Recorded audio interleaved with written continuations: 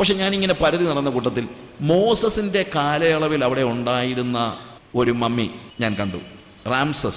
Pharaoh റാംസസിൻ്റെ mummy അല്ലെങ്കിൽ അദ്ദേഹത്തിൻ്റെ അയാളുടെ ശവശരീരം ഞാനിങ്ങനെ കണ്ടു, സൂക്ഷിച്ചു വെച്ചിരിക്കുകയാണ്. അപ്പോഴാണ് എൻ്റെ മനസ്സിലൊരു ഭയങ്കര, ഞാനിത് ഐ തിങ്ക് ക്രിസ്തീയ ജീവിത ഓട്ടവും പോരാട്ടം എന്ന് പറയുന്ന CD അത് പറഞ്ഞിട്ടുണ്ട് ഈ സ്റ്റോറി. അപ്പോഴെൻ്റെ മനസ്സിൽ പെട്ടെന്ന് ചിന്തിച്ചു, ദൈവമേ, മോസസ് മിസ്രയീമിൻ്റെ അവസ്ഥകളെ, അവൻ മിസ്രയീമിലെ സകല നിക്ഷേപങ്ങളെക്കാളും ക്രിസ്തുവിനോടുകൂടെ നിന്ന് സഹിക്കുന്നത് വലിയ ധനം എന്ന് എണ്ണി എന്ന് പറഞ്ഞപ്പോൾ ഒന്ന് ആലോചിക്കണം.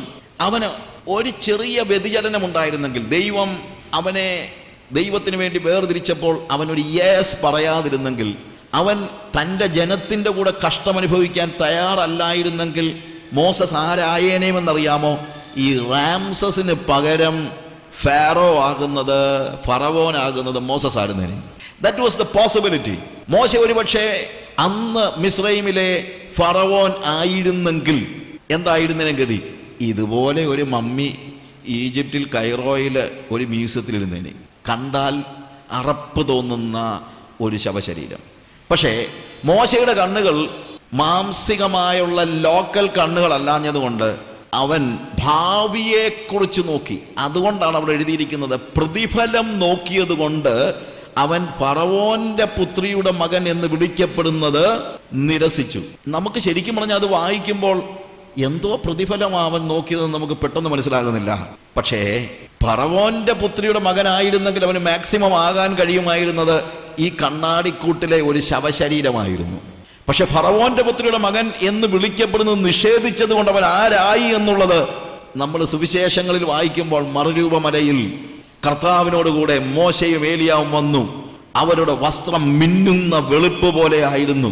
ഒന്ന് ആലോചിച്ച് നോക്കിയേ, ഈ കണ്ണാടിക്കൂട്ടിൽ കിടക്കുന്ന ശവശരീരത്തിന് പകരം തേജസ് ധരിച്ചിരിക്കുന്ന ഒരു വ്യക്തിയായി തീരുവാൻ കഴിയുമെന്നുള്ള തിരിച്ചറിവ് അവൻ ഉണ്ടായതുകൊണ്ട് അവൻ ഫറവോന്റെ പുത്രിയുടെ മകൻ എന്ന് വിളിക്കപ്പെടുന്നത് നിരസിച്ചു. അവൻ പറഞ്ഞു, ഞാനിപ്പോൾ ഫറവോന്റെ പുത്രിയുടെ മകനായിട്ട് ഇവിടെ ജീവിച്ചാൽ ഒടുവിൽ ഞാൻ ഒരു കണ്ണാടിക്കൂട്ടിൽ ഒരു ശവശരീരമായിട്ട് കിടക്കും. പക്ഷേ ഞാൻ എൻ്റെ ജനത്തോടുകൂടെ ഇന്ന് കഷ്ടം സഹിച്ചാൽ ഞാൻ ആരായിത്തീരും? ദൈവത്തിൻ്റെ പുത്രനോടുകൂടെ മറുരൂപമലയിൽ നിൽക്കുവാൻ കഴിയുന്ന വലിയ ഒരു ഉന്നതമായ സ്റ്റേജിലേക്ക് ആ ഒരു പ്രതിഫലം നോക്കിയപ്പോൾ ബാക്കിയുള്ളതെല്ലാം അവൻ മറന്നുപോയി. പ്രിയമുള്ളവരെ, കർത്താവിന് വേണ്ടി തീരുമാനമെടുക്കുമ്പോൾ, ദൈവത്തിന് വേണ്ടി നിങ്ങളൊരു തീരുമാനമെടുക്കുമ്പോൾ നിങ്ങൾക്ക് ഒരുപക്ഷെ ഇവിടെ വലിയ നഷ്ടം സംഭവിച്ചതായിട്ടായിരിക്കും നിങ്ങളും മറ്റുള്ളവരും ചിന്തിക്കുന്നത്. എന്നാൽ അതൊക്കെ മാനുഷികമായ ചിന്തകളാണ്. ഇവിടെ നമ്മൾ ഈ സങ്കീർത്തനത്തിൽ വായിക്കുമ്പോൾ അവിടെ എഴുതിയിരിക്കുന്ന കാര്യം, നിന്റെ സിംഹാസനം പുരാതനമായ സിംഹാസനമായിരിക്കുന്നു, നീ അനാദിയായുള്ളവൻ തന്നെ യഹോവേ, അനാദിയായുള്ളവൻ. ഒരു എവർലാസ്റ്റിംഗ് ഗോഡാണ്. നമ്മൾ ഇന്നെടുക്കുന്ന ഒരു തീരുമാനത്തിന്, ഞാൻ പലപ്പോഴും, നമ്മളിപ്പം സപ്പോസ് നിങ്ങൾ ഏതെങ്കിലും ഒരാൾക്ക് വേണ്ടി പണിയെടുത്തു, അയാളങ്ങ് മരിച്ചു പോയി കഴിഞ്ഞാൽ, എനിക്ക് അങ്ങനത്തെ ഒത്തിരി അനുഭവങ്ങൾ അറിയാം. മറ്റു രാജ്യങ്ങളിലൊക്കെ പണിയെടുക്കാൻ പോയ മലയാളികളായ ആളുകൾ പ്രൈവറ്റ് കമ്പനികളിലൊക്കെ വർക്ക് ചെയ്തിട്ട് ഒടുവിൽ കമ്പനിയുടെ ശമ്പളം ഒന്നും കൊടുക്കാനില്ലാതെ ഉടമസ്ഥൻ മരിച്ചു പോയി കഴിഞ്ഞാൽ ഇയാൾ ഒന്നുമില്ലാതെ നാട്ടിൽ തിരിച്ചു വരേണ്ടി വരുന്ന പല ഗതികെട്ട സ്റ്റേജസ് ഉണ്ടായിട്ടുണ്ട് പലർക്കും, നമ്മുടെ തന്നെ പലർക്കും ഉണ്ടായിട്ടുണ്ട്. എന്നാൽ ദൈവത്തിന്റെ പിന്നാലെ പോയി കഴിഞ്ഞാൽ അവൻ അനാദിയായ ദൈവമായി, because he is an everlasting God. ഇന്ന് പ്രതിഫലം കിട്ടിയില്ലെങ്കിലും വേണ്ടുകയില്ല, എന്താണ്? നിത്യതയിൽ നമുക്ക് വേണ്ടി പ്രതിഫലം ഒരുക്കുന്നവനായ ഒരു ദൈവം. അവൻ വാഴ്വ് നടത്തുന്നു, യഹോവ വാഴുന്നു. ഈജിപ്ഷ്യൻ എംപയർ നശിച്ചുപോയി, പക്ഷേ ദൈവത്തിന്റെ സിംഹാസനം ഇന്നും ഉയർന്നു തന്നെ ഇരിക്കുന്നു. അസീറിയൻസ് അതിനുശേഷം എല്ലാവരെയും അടക്കി വാഴുവാൻ അശൂർ വന്നു, പക്ഷേ അസീറിയയെ കുറിച്ച് ഒന്ന് ചോദിച്ചാൽ പോലും ആൾക്കാർക്ക് അറിയത്തില്ല. അതിനുശേഷമാണ് ബാബിലോണിയൻ സിംഹാസനം ഉണ്ടാകുന്നത്.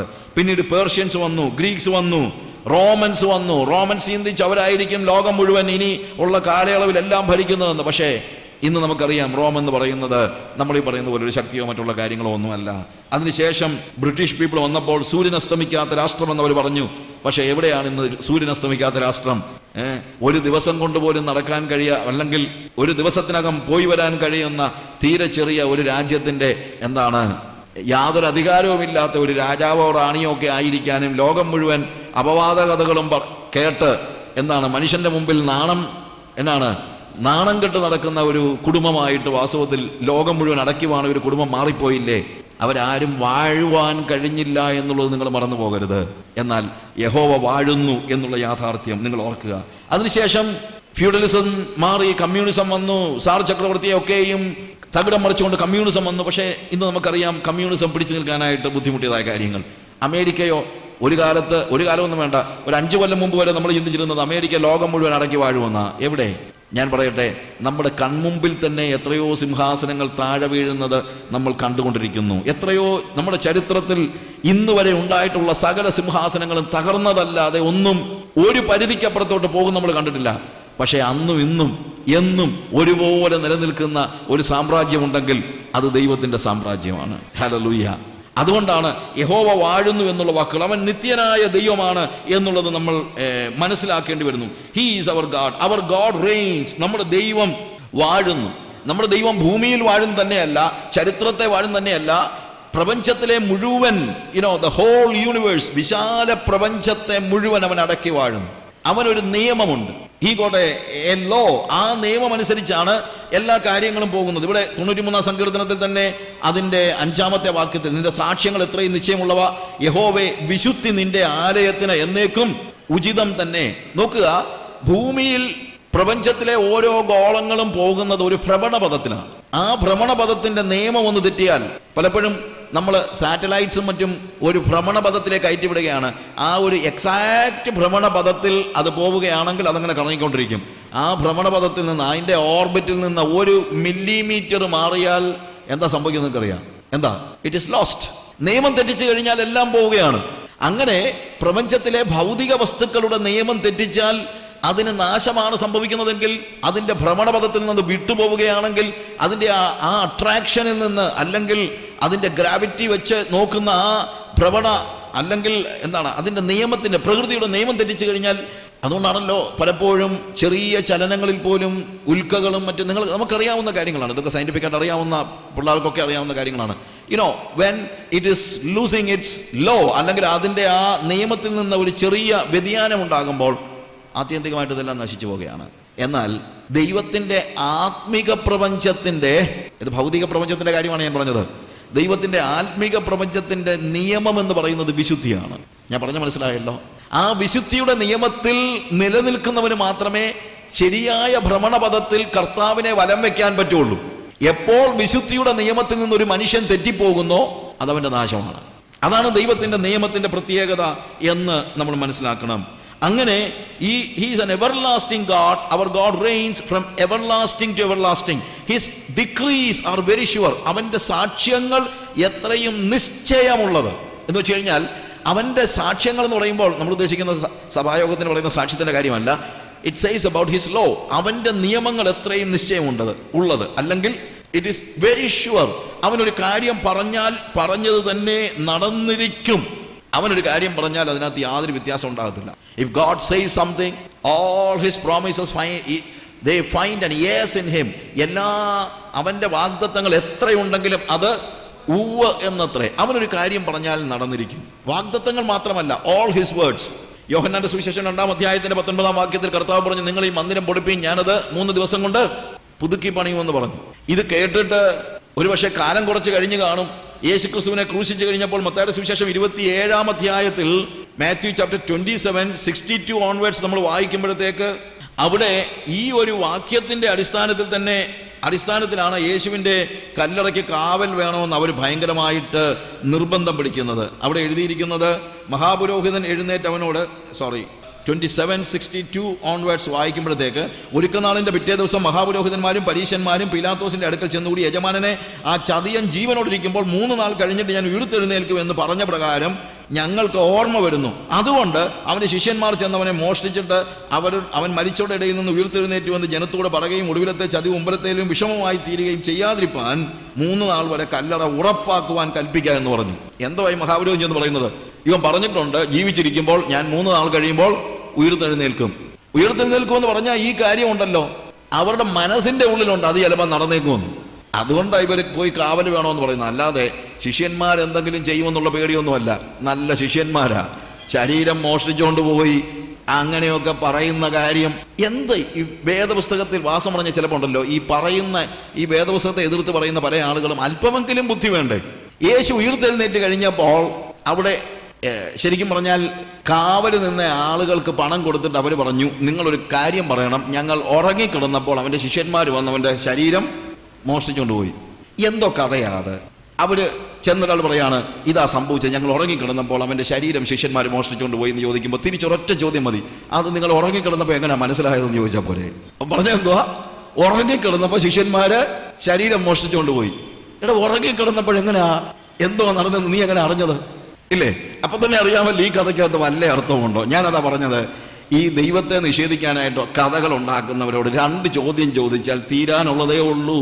അതാരും ചോദിക്കാത്തത് കൊണ്ടാണ് ഇവർ ഈ കാര്യങ്ങളെല്ലാം പറഞ്ഞുകൊണ്ട് നടക്കുന്നത്, ഇല്ലേ? See what happen. റോമൻ ഗവൺമെന്റിന്റെ ചങ്ങലകൾക്ക്, അതിന്റെ റോമ ഗവൺമെന്റിന്റെ മുദ്രയ്ക്ക് യേശുവിന്റെ ഉയിർത്തെഴുന്നേൽപ്പിനെ തടഞ്ഞു നിർത്തുവാൻ കഴിയുമായിരുന്നില്ല. പാതാളത്തിന് തടഞ്ഞു നിർത്താൻ കഴിഞ്ഞില്ലെന്നാണ് അപ്പോസ്തല പ്രവൃത്തി 2-ാം അധ്യായത്തിൽ പറയുന്നത്. പാതാളത്തിന്, മരണപാശങ്ങൾക്ക് അവനെ ഒതുക്കി വെക്കുവാൻ കഴിയുമായിരുന്നില്ല എന്ന് പത്രോസ് പറയുന്നു. പാതാളത്തിന് അവനെ ഒതുക്കി നിർത്താൻ കഴിയത്തില്ലെങ്കിൽ റോമൻ പട്ടാളത്തിന്റെ മുദ്രയ്ക്കോ 2 കാവൽക്കാർക്കോ അവനെ തടഞ്ഞു നിർത്താനായിട്ട് കഴിയുമോ? സ്വർഗത്തിന്റെ അത്യന്ത ശക്തി യേശുവിന്റെ ശരീരത്തിലേക്ക് വ്യാപരിച്ചപ്പോൾ അവന്റെ ഉയിർത്തെഴുന്നേൽപ്പ് ഒരു യാഥാർത്ഥ്യമായി തീർന്നു. പ്രിയമുള്ളവരെ, അത്രയേ ഉള്ളൂ സംഭവിച്ചത്. This is what exactly happen. അതുകൊണ്ട് ഞാൻ പറയുന്ന അവൻ പറഞ്ഞ കാര്യങ്ങൾ, when he says something it happens, because അവൻ യഹോവ വാഴുന്നു, അവനാണ് കാര്യം. അതായത് അവന് നിശ്ചയിക്കാം. അതാണല്ലോ വാസ്തവത്തിൽ ഒരാൾ വാഴുന്നു എന്ന് പറയുന്നതിന്റെ അർത്ഥം. ഒരാൾ വാഴ്ച നടത്തുകയാണെങ്കിൽ കസേരയിലിരിക്കുക മാത്രമല്ല, പറയുന്നത് നടക്കുമ്പോഴാണല്ലോ അവനാണല്ലോ, അതാണല്ലോ വാഴ്വ് എന്ന് പറയുന്നത്. So when God says something it happens. അവന്റെ സിംഹാസനം എല്ലാ സിംഹാസനങ്ങളുടെയും മുകളിലിരിക്കുന്നു എന്നുള്ളതാണ് നമുക്ക് കാണാൻ കഴിയുന്നത്. അടുത്തതായിട്ട് നമ്മൾ 97-ാം സങ്കീർത്തനത്തിലേക്ക് വരുമ്പോൾ എഗെയിൻ അവിടെയും നമ്മൾ കാണുന്നു, യഹോവ വാഴുന്നു, ഭൂമി ഘോഷിച്ചാനന്ദിക്കട്ടെ.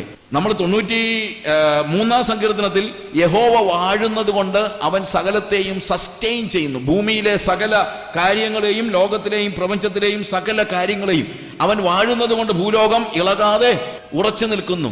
പ്രപഞ്ചത്തിന്റെ മുഴുവൻ കീ അവന്റെ കയ്യിലാണ്. പ്രപഞ്ചത്തിന്റെ മുഴുവൻ. അത് ഈ സോളാർ സിസ്റ്റത്തിന്റെ തന്നെ കാര്യമല്ല. നമ്മളൊക്കെ ചിന്തിക്കുന്നതിനേക്കാൾ വളരെ വിശാലമാണ് ഈ പ്രപഞ്ചം. നിങ്ങൾ മനസ്സിലാക്കണം. നമ്മൾ ഈ മനുഷ്യനെ, നമ്മളിപ്പം ഈ മനുഷ്യർക്ക് വലിയ വർത്തമാനം പറയുമ്പോൾ നമ്മൾ ആലോചിക്കണം, മനുഷ്യൻ എന്ന് പറയുന്നത് ഭൂമിയിലെ തന്നെ ഏറ്റവും വലിയ ജീവിയൊന്നുമല്ല.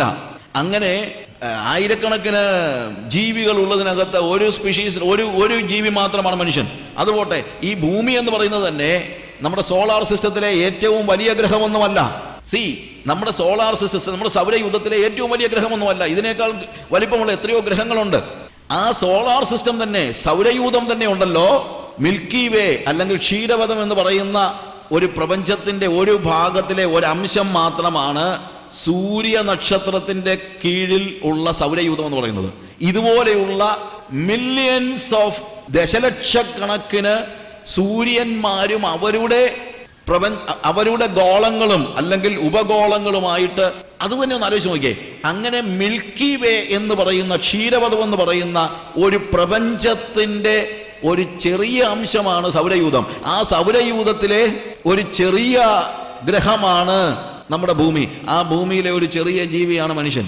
നമ്മൾ ഈ വലിയ വർത്തമാനം പറയുമ്പോൾ നമ്മൾ എന്തിൽ നിന്ന് എന്താണ് നമ്മളുടെ അവസ്ഥ എന്ന് നോക്കിയാൽ, അതുകൊണ്ടാണ് സങ്കീർത്തനക്കാരൻ പറയുന്നത്, മനുഷ്യപുത്രനെ ഓർക്കേണ്ടതിന് അവൻ എന്തുമാത്രം, അവന്റെ കൈകളുടെ പണിയായ നക്ഷത്രങ്ങളെയും സൂര്യനെയും നക്ഷത്രങ്ങളെയും നോക്കുമ്പോൾ മനുഷ്യപുത്രനെ നോക്കേണ്ടതിന് അവൻ എന്തുമാത്രം. ഇനി ഈ ക്ഷീരപഥം എന്ന് പറഞ്ഞല്ലോ, ദശലക്ഷക്കണക്കിന്, ലക്ഷക്കണക്കിന് സൂര്യന്മാരെ ഉൾക്കൊള്ളുന്നതാണ് ക്ഷീരപഥം. പക്ഷേ ഈ ക്ഷീരപഥം എന്ന് പറയുന്നത് തന്നെ വിശാലമായ യൂണിവേഴ്സിലെ ദശലക്ഷക്കണക്കിന് മിൽക്കി വേസ് പോലെയുള്ള, ക്ഷീരപഥങ്ങൾ പോലെയുള്ള നക്ഷത്ര